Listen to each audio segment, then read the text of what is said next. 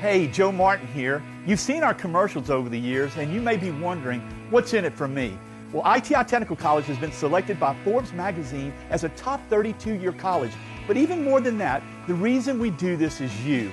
Our tagline is, for a better life, and we mean that, for you to be able to have the life you've always dreamed about, to do the things for your family you've always dreamed about. And it can begin here, where we are dedicated to your success, because here at ITI, the reason we do it is you. This is Sports 225 with Lee Feinswag, and I'm Lee Feinswag. We're in our 24th year, if you count Sports Monday and Sports 225, and the only way that could happen is, well, it's my show.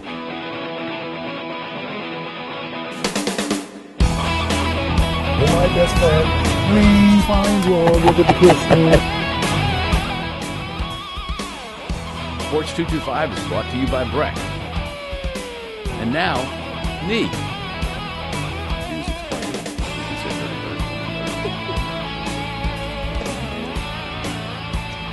Well, I'm so excited about this Sports 225 because I finally got Carolyn McKnight in studio before she got out of town, and that includes coming to her senses and retiring as the BREC superintendent. I remember when you first came on the show after you got the job almost 7 years ago, and thinking to myself, what's wrong with her? Why does she want this job? And I mean, I'm so glad that you took it and everything that you did, but man, you could write a book. Lee, thank you for having me on your show, first of all. And you're right, it has been a real adventure. It's been a good ride most of the times, but sometimes a rough ride. But it's been overall a good experience for me, and I believe we've done things to impact this community. Yeah, and I believe so in a positive way. Now, full disclosure, of course, BREC is a sponsor of the show, but that's not why Carolyn McKnight is here, because she is retiring and all that she's done in the time that she's here. But so this is what I wanted to ask you. So, you know, as a sports writer and as a television person, over the course of 4 decades of doing this, there's so many times when I made people mad because they either take wrong or they don't like what you said, and it always bothered the hell out of me, you know, kept me awake at night and that kind of stuff. Did you develop a thick skin, or were you like me, sometimes waking up at 3 in the morning wishing I hadn't ticked off so-and-so? I had to develop a thick skin because I realized that it was not about me. What we needed to do in this community had absolutely nothing whatsoever to do with me, but everything to do with the children and the future of this community. And so I never took it real personal, because at the end of the day, I knew that if we were able to get done what we did, the people in this community would be better off. The quality of life would be significantly enhanced. And that's what it was about for me.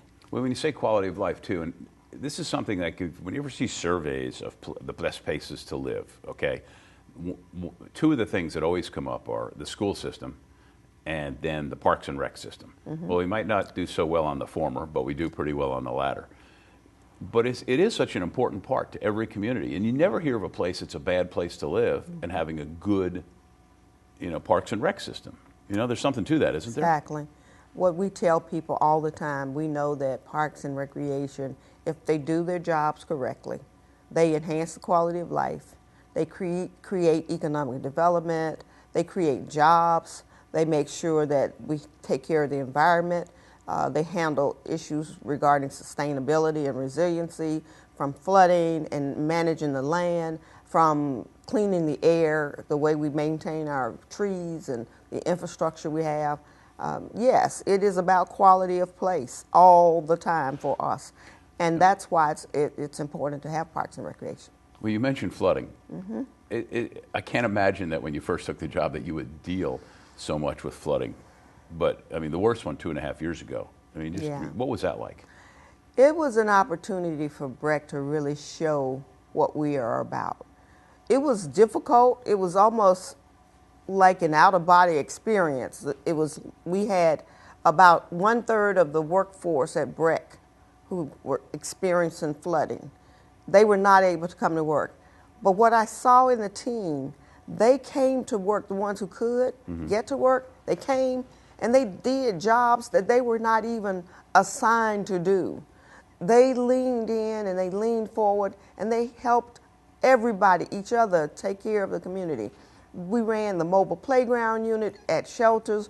We sheltered people who were not able to live in their homes. In fact, we sheltered some employees for almost up to 4 months after the flood in the Really? BREC facilities. Yes. Really? These are the things that we do and people don't hear about, they don't know about. But it was incredible. How many, from the physical plant side, how big an effect was that specific flood and then other times as well? Well, in terms of the impact to BREC, we probably had an impact of about $8 million worth of damage to our facilities. We're still recovering. We're still rebuilding, renovating, restructuring. We're working to, even as I speak, we're working on Lovett Road Park and Rec Center. We're working at Church Street Parks and Recreation Center. We're working to resolve the situation at Sharp Road, at Hamilton Park. So many places that were affected by the flood. We're still going in and recovering from that flood. That flood was something. And I knew it rained a lot here in this part of the country, but I have never ever seen anything like that before. And No, I've told the stories. I was with some friends of mine from Canada last year, and the subject came up, and I use the analogy because I remember specifically that it was August 12th, because that's my birthday, and it started raining at 4:15 in the morning, give or take, with some pretty good thunder and lightning. And I told them, I said, you know how sometimes you go to the grocery store and on your ride home it starts raining and you get to the driveway and you sit there and you say, all right, I'll wait for a break in the action and then I'll run inside. We got a break in the action 33 hours later. It was unbelievable the amount of water we had to handle. But what I also realized when you look at some of the parks we have in the flood zones, most of those parks held water for this community. If had not been for the parks in the community, they would have been inundated even worse than what it was. Mm-hmm. We held water over at Howell Community Park. We held water at many parks in Central and in Zachary and other parts of the community in the southeast part of the community. We were able to hold the water, and parks are designed to do that. And a lot of people don't realize that. But if you don't have a park and you don't have a way to have bioswales and ways for the water to be absorbed into the land, you have a much worse problem. It is so much worse. I can only imagine what your learning curve was like. Carolyn McKnight is the BREC superintendent. She is retiring, and when we get back, there's so many stories and things to talk to her about. I'm Lee Feinswag at Sports 225.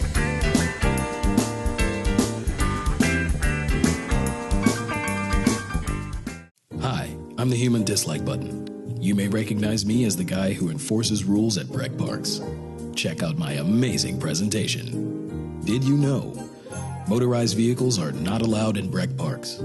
Sales and solicitation are prohibited without permission from BREC. And my favorite rule, keep BREC parks clean by placing all trash in trash cans. Come on, you can do this. For more information about these and other BREC rules, please visit brec.org/HDB. Back on Sports 225, hanging out with Carolyn McKnight. She is retiring as the BREC superintendent. And what's funny, as we're actually shooting this on Wednesday morning, there are candidates for her job visiting and doing their final interviews. Obviously, you don't get to pick your successor, but I'm sure you hope that they hire somebody who sees your vision and picks up from there.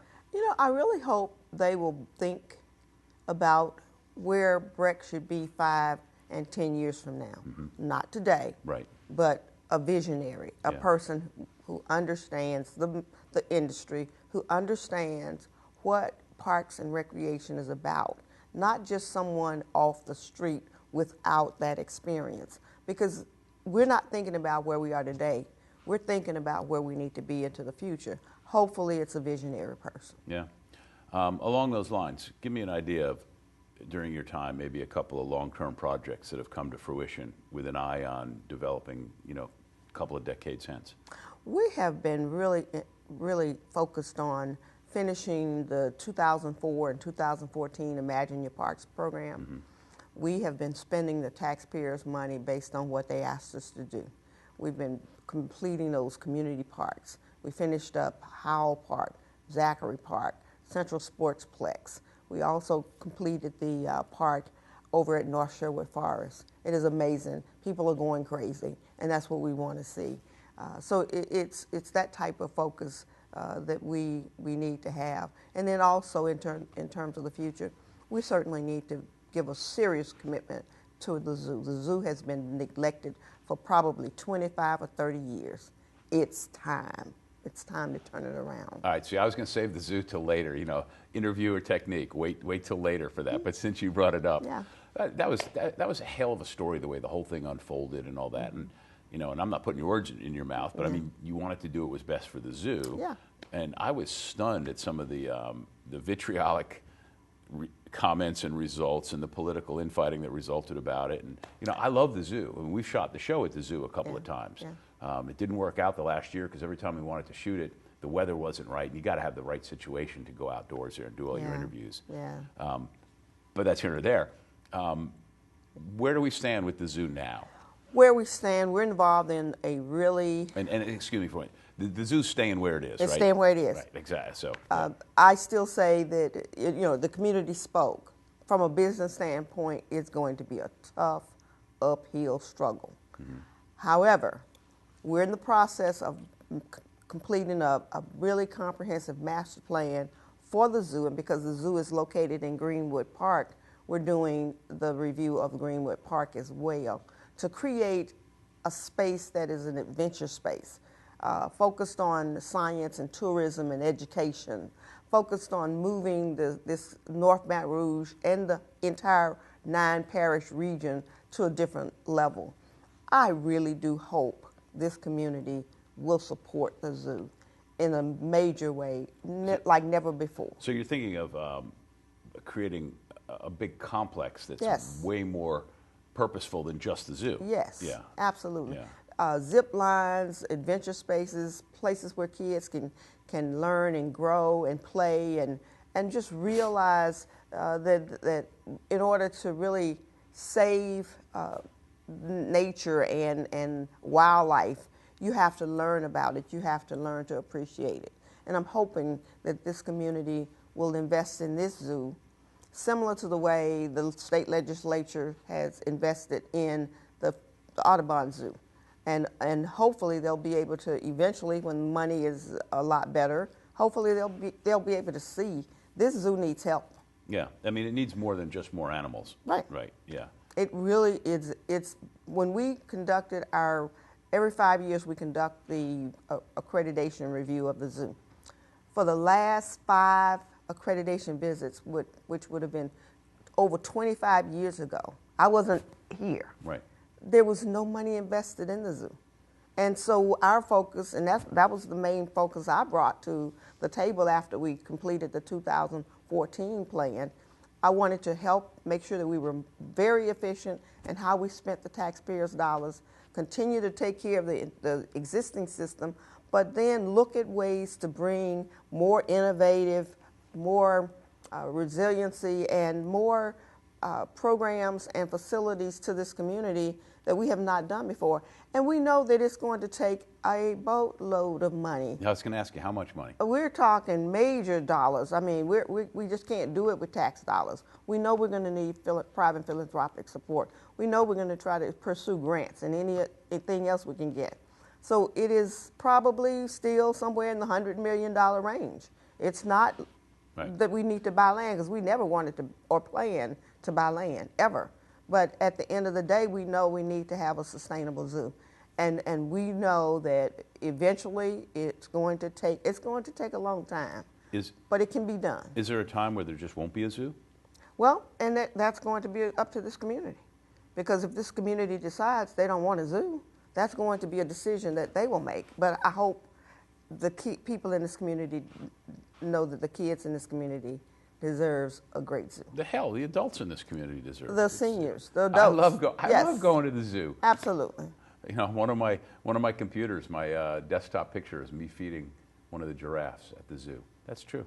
That's a good story. Carolyn McKnight is here. She is retiring as the BREC superintendent. I'm Lee Feinswag. We'll talk more with her about BREC when we get back to Sports 225.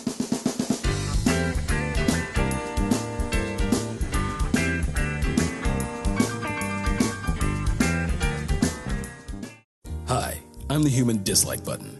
You may recognize me as the rules guy for BREC Parks.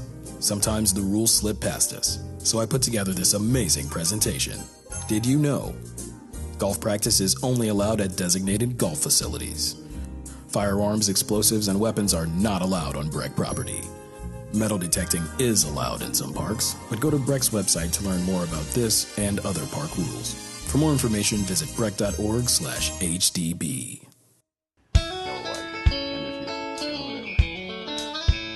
We're back on Sports 225, not only finishing up our 2018 season as we head into the holidays, finishing up the career of BREC Superintendent Carolyn McKnight, who is retiring from this job. But you told me before, you said you got other things you want to do. You're going to go back to the Dallas area where you have family. Absolutely. I have kids and grandkids over in Dallas. How many grandkids you have? I have 4 grandchildren, and they range from 14 at the oldest and 18 months the youngest. Wow. And so I am always pulled in that direction constantly. I was able to bring my 2 older grandkids here during each summer to participate in BREC camps and spend time with them. And then I realized that I would be going back because we kept our house over there. And we just wanted to make sure that, we are able to go back, spend time. I have a lot of different things I'm involved in, from professional association activities and volunteer things, and the church that I attended, I'll be re-engaging in that process over there. So I will still have things to do, a lot of things. You don't impress me as somebody who's going to sit around and do nothing. Yes. So since we got the zoo out of the way, so the one that, to paraphrase the old saying, hell hath no fury like a scorned golfer. What was with you and golfers and golf courses and stuff? Oh, my gosh. One of the things that when we were master planning for getting prepared for the 2014 tax, we knew we needed to look at our golf courses, we needed to look at our zoo, because those are 2 special services that we offer. Well, as we reviewed the zoo, we conducted a national review from this company. The National Golf Foundation came in. They looked at all of our golf courses, the maintenance, the operations, the budget, all of the things that we were doing, the pro shop operations. And what they told me at the end of the review and their recommendation is that you have too many holes of golf here in this community. And BREC is not doing a good job making sure that we are efficient. And what they said is that you need to close at least 2. And so these were golfers telling you this? Yes. Yeah. Professional business. With no rooting interest in this. No interest whatsoever, but objective, outside, external review. Right. And the first course they told us to take a look at was the one with the oh, you kids and your Apple Watches. With Howell Golf Course. They said Howell Golf Course is the lowest performing 18-hole regulation golf course in the country. Not in Louisiana, but in the country. Now, when I get a word like that, I have to do something with that. And so we decided. So that means there's a big hole in your pocketbook. We needed to do something, and we knew it. And so we would see kids and families playing on a little small patch of grass and land at Howell Golf Course area over at the Howell Park. And I thought, you have 200 people in one space, and you have 7 people in another space that's 18 times bigger than the other side of the park. How do you justify that? Right. The lowest performing 18-hole golf course in the country. So we knew we had to do something. We also know that we need to do something out at Greenwood. Whether we do something about J.S. Clark or whether we do something about Dumas, that is something that the next superintendent will have to contend with. Has there ever been any thought to privatizing the golf courses, like maintaining the ownership of, but having someone else come in and run them and take on the liability, if you will? We have talked about privatization, but it was not recommended from the team who came in. They recommended we continue to operate, and they said that cutting the budget for golf and privatization was not the answer for BREC Golf. Some places are okay. I talked to a friend of mine over in Texas, North Texas, about 2 months ago, and she had privatized her golf courses, and she begged me to please come over and help me when you get to Texas, because we've got to do something about this. And so we don't want to ever get ourselves in a situation where we're privatizing and then having to raise fees to a significant level, not having the same level of commitment that we have currently with the staff that we have on board. So that was not something that they recommended, and we didn't pursue it. Well, I played golf twice. True, 1977 and 2002, and I live right by Webb Golf Course, and I shouldn't tell you this, but my favorite year was when Webb Golf Course was being completely renovated and they shut it down. This is long before you were here. And it was a great place to take the dogs and have fun and do all sorts of stuff, and because it's a really nice piece of property, but I've never hit a golf ball there. But in its place since then are the fantastic dog parks, thanks to our friends at Raising Cane's and BREC. I love dog parks. That's great, and I'm glad we have those parks around the community. We're working with Raising Cane's today to see about upgrading the existing dog parks, as well as creating a new one, maybe out in the central area, because they've been asking us to consider that as a possibility. So I think that there will be more to come, and the ones we have will be better. So don't play golf, but do bring your dogs to play golf. I just crack up at some of the stories that I've heard from BREC over the years, like people complaining about the fee, and I go, it costs how much? It's so little to play, you know. But if you have dogs and you've never taken your dog to a dog park, it is so much fun. It's so cool to watch them. They're so different with a whole pack of other dogs than they are with you.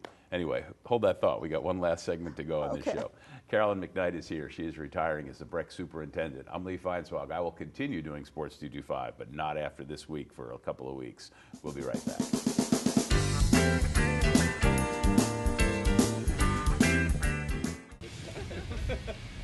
Well, well. Looks like someone forgot all neighborhood BREC parks close at dark. You want another? I think they'll pass. Amplified music and sound is prohibited without permission from BREC. No alcoholic beverages on BREC property. Smoking of tobacco products is not allowed. Use of fire is prohibited except in grills. Gotta remember, BREC wants you to have fun, but in the right way. For more info, go to brec.org/HDB. Coming down the home stretch of the final Sports 225 of 2018. We'll be back again in 2019. Don't get scared. Thanks to Kevin White from Mach 10 Media for directing the show. Go to sports225.com for all the show listings. When we're on Your View, which is Cox 4, and on CST. The first airing is 7 a.m. Friday on CST. And we archive all the old shows when the guy who owns the show gets around to doing it. I'm a couple weeks behind on Sports 225 TV YouTube channel. Carolyn McKnight is here. She is retiring. I assume this will be your last media appearance. Maybe you might get a, who knows. If the other media people are smart, they'll get a comment or two from you before you walk off the job. Yeah. Single best accomplishment, the thing that makes you the most proud as you leave after, almost 7 years running this show. Single is hard to say, but I think the Knock Knock Children's Museum would be at the top, and also how we responded to the flood. Those two would be at the very top. The Knock Knock Children's Museum, I haven't been, but I've heard from people, most of you have young children, that it's just fantastic. Oh, it is. Yeah. It's incredible. Yeah. Absolutely. That's good. We ought to shoot a show there now that I think about it. I think you should. Yeah. That's a good idea. First, you got the holidays, and then, anything planned, like a special trip, or just put your feet up for a while, or anything? This will be my very first and last Christmas in Baton Rouge. Oh. Every Christmas I take off and go places. I am staying put this Christmas. But then I need to go check on my son. His birthday is New Year's Eve.